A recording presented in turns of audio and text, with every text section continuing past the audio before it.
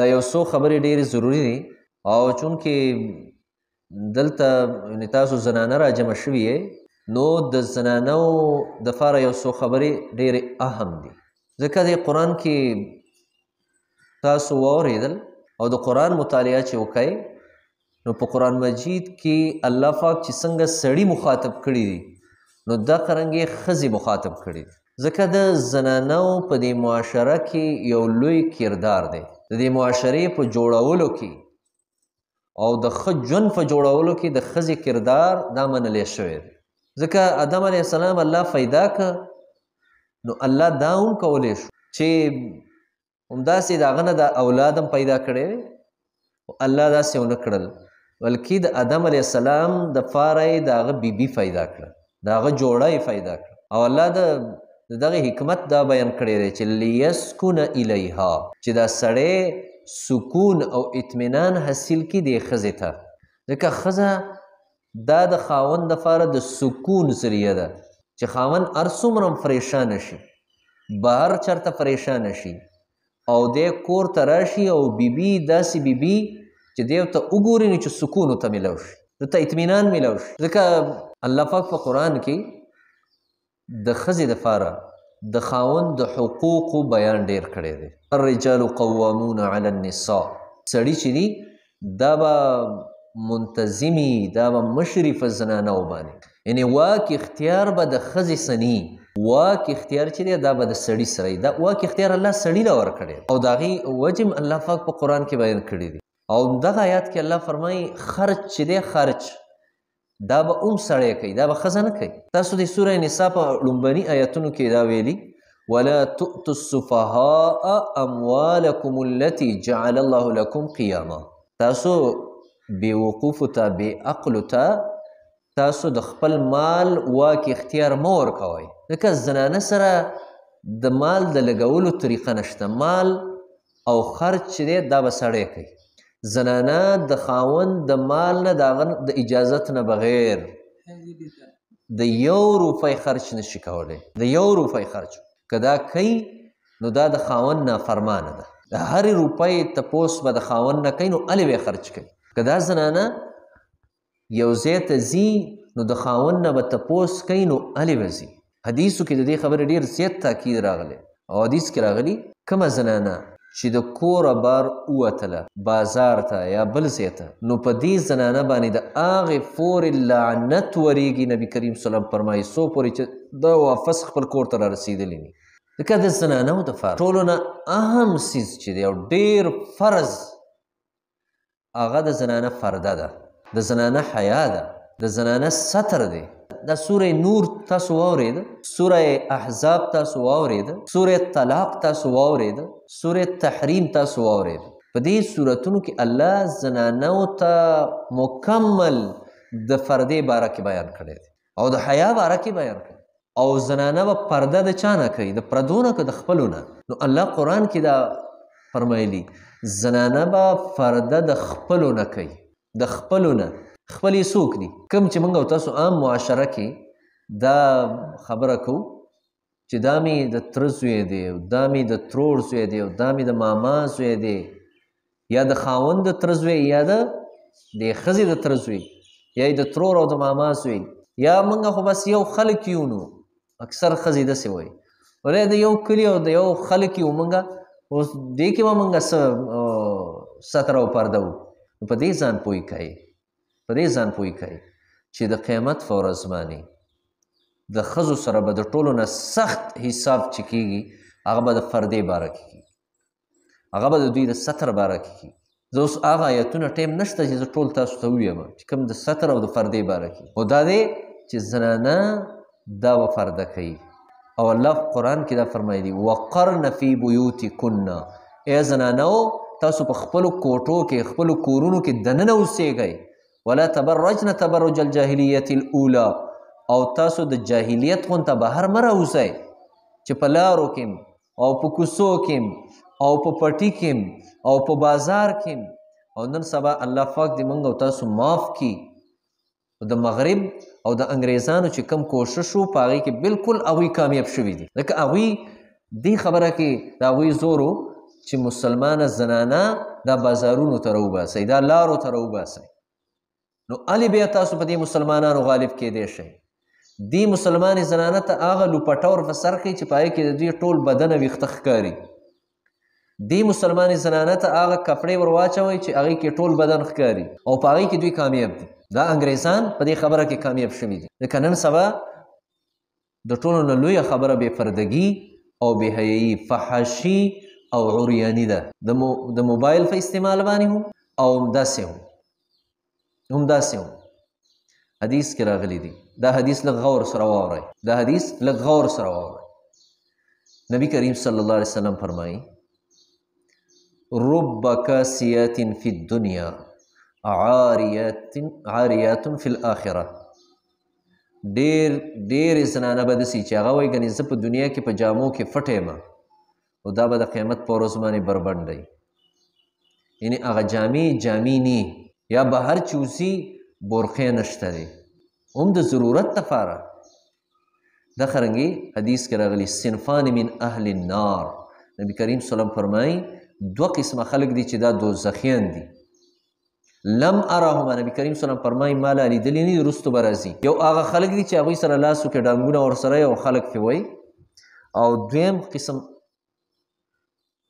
ونساء کاسیات عاریات ممیلات مائلات رؤوسهن کاسنمة البخت المائله. دویم قسم دوزخیان هغه زنانه دي چې هغه وایي ګنې ما ځان پټ کړی دی خو هغه بربنډه ده او خلک هم ځان ته مایله کوي او دا هم نورو خلکو ته مایله کېږي. دوکاندار سره خبرې کوي هم په نرمۍ سره، او دلته کور کې د خاوند په مخ کې برقه راواچوي او چې کله لارې ته وځي نو بیا برقه شاته وغورځوي. دوکان له چې ورشي یا ډاکټر له ورشي نو هغلته بیا برقه ختمه کړي. مطلب دا دی چې د دې دا مطلب شو چې د دې خپل خاوند او د خپل بچي نه دا ساتر کوي، پرده کوي، د پردو خلکو نه نه کوي. د دې خبرې ډېر زیات خیال د ساتلو. زنانه مونځ حدیث کې راغلی دی، یعنې دا به دومره پرده کوي چې د دې زنانه مونځ په خپله کوټه کې بهتر دی د خپل کور نه، د عام کور نه، او په کوټه کې بیا په پټ ځای کې ورله بهتر دی چې هېڅوک هم په دې باندې نه ورځي، چې د دې ویښته په مونځ کې ښکاره ني، د دې اندامونه په مونځ کې ښکاره ني. ور احرام د سړو دپاره شته، د حج احرام چې دی، او د ښځو دپاره احرام څه دی؟ د دې خپلې جامې دي. یعنې چې عبادت کې الله پاک دې ښځې له دومره پرده ورکړې ده، نو بیا په بهر ګرځېدو کې ډېره زیاته پرده پکار ده. او بل دا دی دویم اهم خبره د خاوند اطاعت دی، د خاوند خبره منل دي.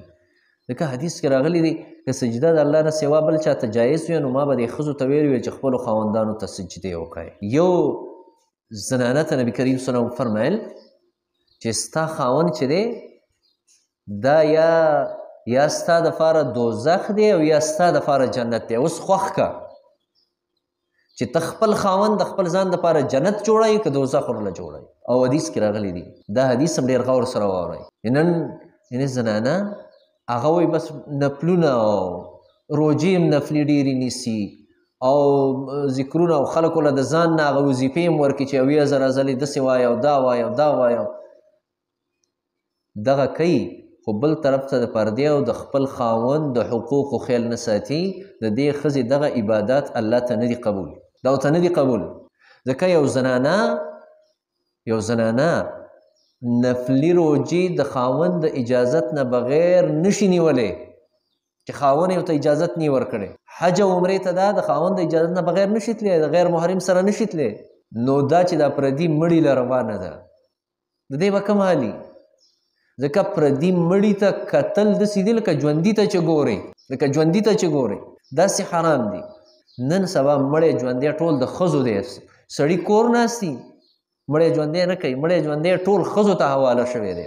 مړی هم د ښځې دی او ژوندی هم د ښځې دی. او بس دغه کې حالا کې د ښځې دپاره موږ پښتنو به پخوا څه ویلې، پښتنو مشرانو چې د ښځې دپاره یا کور دی او یا ګور دی.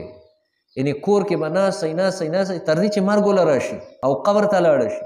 فاطمه رضی الله تعالی هغې خپل وصیت کې دا ویلي چې کله زه مړه شمه او وفات شمه نو ما به د ورځې به زما جنازه او تدفین نه کوئ، ما به د شپې ښخوئ چې زما د جنازې د دې کټ څادر هم سړي ونه ویني. څنګه چې سړو له زنانو ته کتل حرام دي، دغه رنګ یو زنانه له پردي سړي ته کتل حرام دي. د سوره نور کې دواړه آیاتونه تاسو نږدې ویلي دي. او اولنی حکم الله چاته کړی؟ وقل للمؤمنات یغضضن من ابصارهن. الله وایي د مؤمنو ښځو ته دا ووایه چې خپل نظرونه د پردو سړو نه ښکته کوي. او وروستو آیات یې بیا دا فرمایلی وقل للمؤمنین یغضوا من ابصارهم.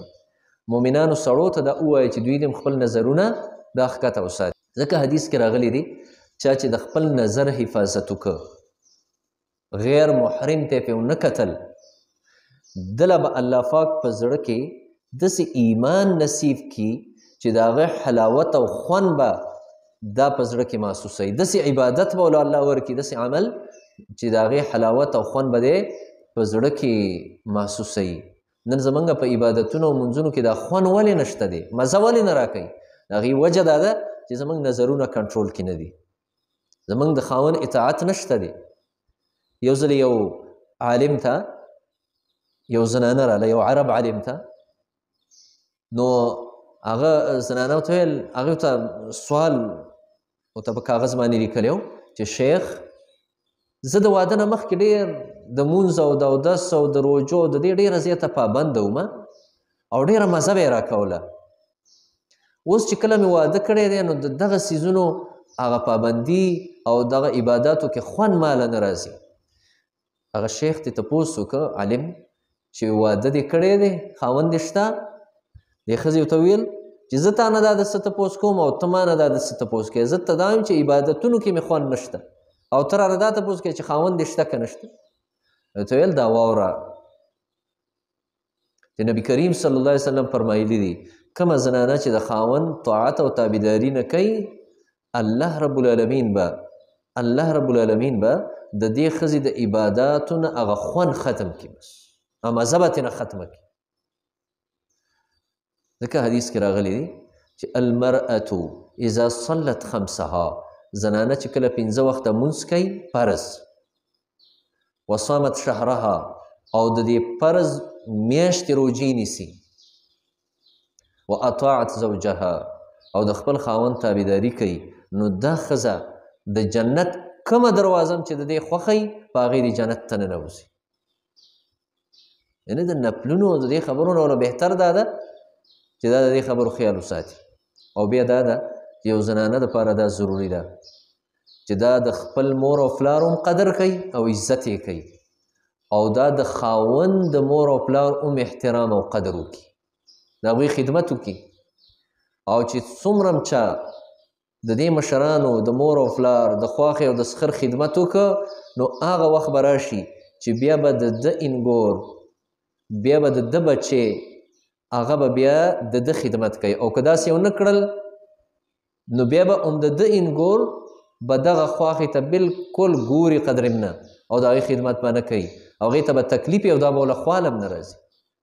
ځکه چې څنګه د چا سره وکړل همغه شان به تا سره کېږي، همغه څه د مفید طالبین کې دا جمله ده کما تدین تدان، څنګه چې چا سره کوې هغه شان به تا سره کېږي. بس چا چې د مور او پلار خاطر کړی دی اوس بچي د هغه خاطر کوي، چا چې نه دی کړی همغه بچي دي چې هغه د دغه پلار او د مور دپاره لوی خطرناک ثابت دي. بس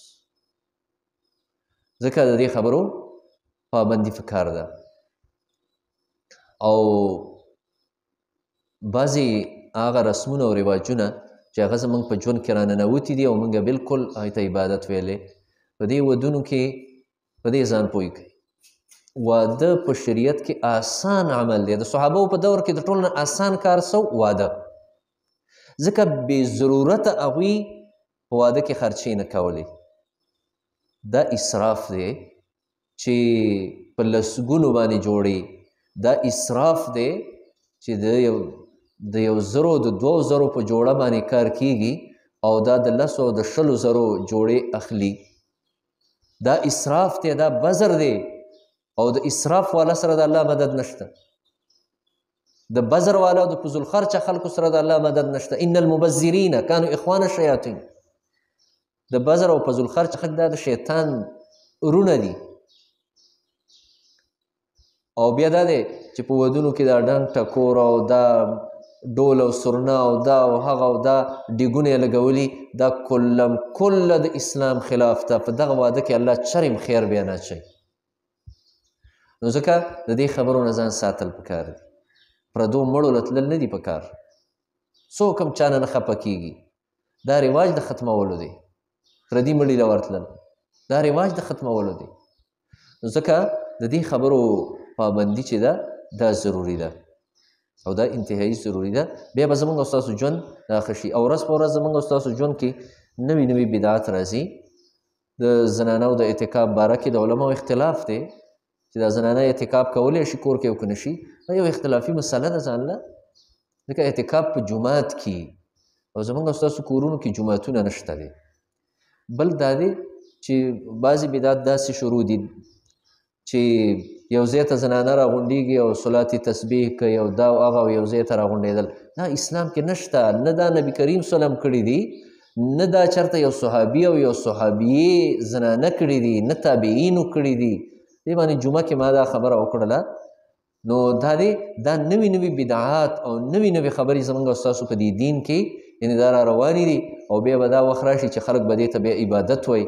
نو دا دی چې کوم څه ای زنانه وو، کوم څه الله تاسو ته آسان کړي هماغه کوئ. فرض منځونه کوئ او په نوافلو کې د اشراق مونځ آسان مونځ دی به دا کوه. صلات تسبیح نشي کولی نو مې کوه، څه ضروري خو نه دی خامخه. نه شي کولی بس مې کوه. دا خو یو نفلي او مستحب عمل دی چې کوم کولی شي هغه وکړه. اشراق مونځ وکړه، د ساختي مونځ وکړه، ماښام نفس یو شپږ رکاته وکړه، یعنې نور داسې نوافل او سنت او ویتر وغیره دا کوه. او دا ته چې د کور کم خدمت کې اخلی فخلی روژه ماتي او پېشمني دې باندې چې الله تعالی کم اجر درکوي نو دا درله په صلات تسبیح نه درکوي. دغه خدمت چې دی په دې الله میلاویږي.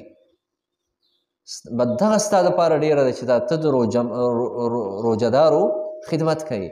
ځکه بدعات د ژوند نه د ویستلو دي او دې خبرو باندې عمل د کولو. یو د خپلو بچو تربیت پکار دی. نن سبا ګوره که د بچو تربیت هم ونه که نو بچي ډېر په ورانه لار روان دي، په نشو کې مبتلا دي، ایس عام دي، چرس عام دي، نسوار عام دي، سګرټونه عام دي، د وجرو د هلکانو دا محفلونه یعنې هغه عام دي. د دې خبرو نه خپل بچي رامنې کوي، د خپلو بچو تربیت وکوي. ګنې دا بچی به بیا ستا دپاره د پریشانۍ ذریعه شي. او موږ او تاسو به د خپل علاقه کې ولیدل چې خلکو دپاره بچي څنګه د پریشانۍ ذریعه شو. نو دا دی د خپلو بچو تربیت دا ډېر ضروري دی او ډېر اهم دی، ډېر اهم دی. خپلې بچیانې هغه قرآن ته کښېنوئ، خپل بچیان قرآن ته کښېنوئ. نو دا پې زده کوئ. دا به ستاسو دپاره یعنې ډېر زیات د اجر او د ثواب ذریعه انشاءالله الرحمن. اخیري خبره دا ده چې د اختر نه پس به انشاءالله زموږ باقاعده دلته د کتابونو د جینکو او دغه کلاسونه به باقاعده شروع کیږي. نو خپلې بچیانې دلته راولېږئ او خپلې ماشومان یې دلته راولېږئ، کومې غټې هغه هم راولېږئ. ځکه چې یو څه زده کي نو دا به ستاسو دپاره د خیر او د برکت ذریعه شي. الله رب العالمین دی زموږ او ستاسو ژوند د خیر ژوند جوړ کړي.